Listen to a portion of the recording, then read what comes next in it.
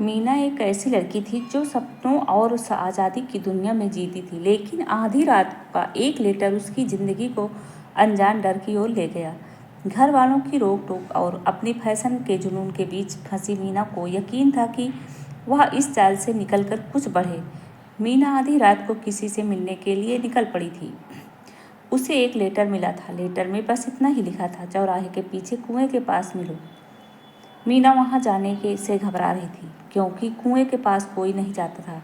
आधी रात में उसके लिए घर से निकलना भी मुश्किल हो रहा था, लेकिन जैसे भी करके उसे निकलना ही था।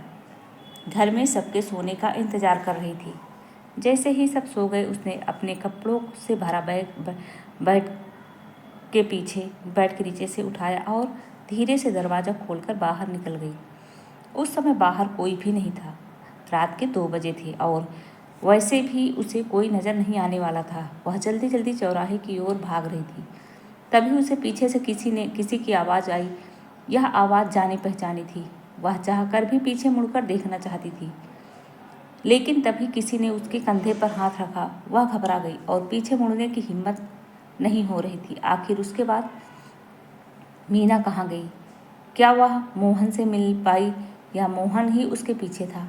वैसे तो मीना काफ़ी हिम्मत वाली लड़की थी, लेकिन वह हमेशा अपने घर वालों से परेशान रहती थी। उसके माँ बाप को उसका रहन सहन और फ़ोन चलाना पसंद नहीं था। वह हर समय फैशन की दुनिया में ही खोई रहती थी।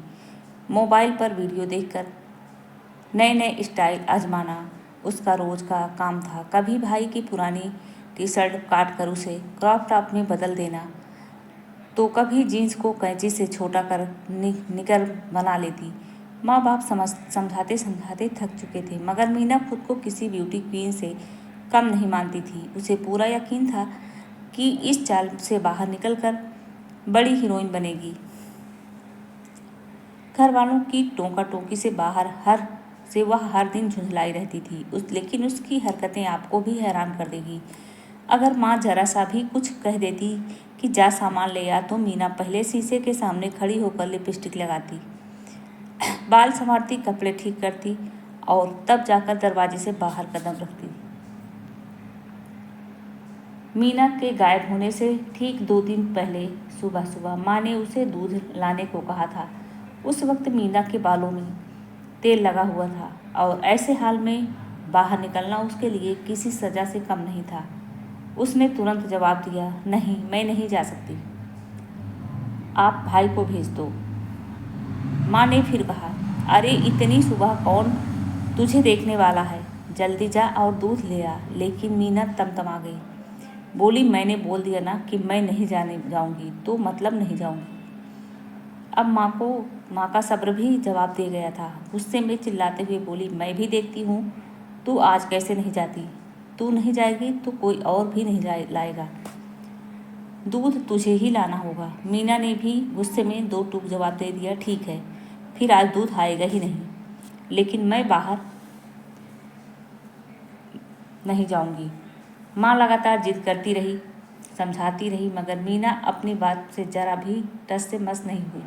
आखिरकार माँ सिर पकड़कर बैठ गई और झल्लाकर बोली, मैं इस लड़की से पूरी तरह तंग आ गई हूँ। खुद को पता नहीं कहाँ की विक्टोरिया समझती है। बालों में तेल लगा है तो जनाब घर से बाहर नहीं निकलेगी।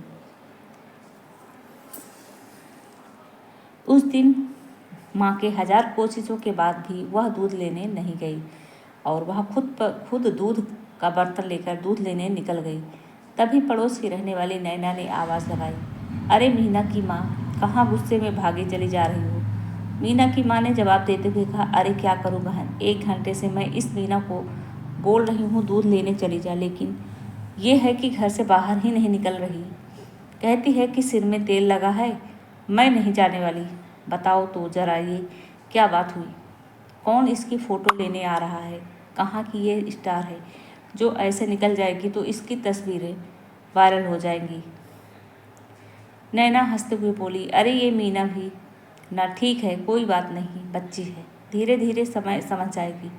मीना की माँ, मुझे नहीं लगता इसको कभी अकल आने वाली है। तभी मीना दरवाजे में से थोड़ा सा चेहरा निकालते हुए बोली, मम्मी आप धीरे धीरे नहीं बोल सकती, नैना आंटी, आप उनके पास खड़ी होकर क्यों नहीं बात करती हो? ये सबके सामने मेरा मजाक बना देती है। तभी नैना ने भी मीना का मजाक उड़ाते हुए कहा, अरे तुमने तेल लगाया है, तुम्हारा चेहरा तो दिख रहा है। ये सुनते ही मीना ने तुरंत अपना सिर दरवाजे के अंदर कर लिया और दरवाज़ा अंदर से बंद कर लिया। नैना के साथ साथ आस पड़ोस के और लोग भी यह देखकर हंसने लगे। पूरे दिन मीना ऐसे ही तेल लगाकर बैठी रही और माँ ने भी गुस्से में उससे बात नहीं की। शाम को लगभग 4 बजते ही वह फौरन नहाने के बाथरूम में घुस गई। माँ को यह देखकर बहुत ज़्यादा गुस्सा आया।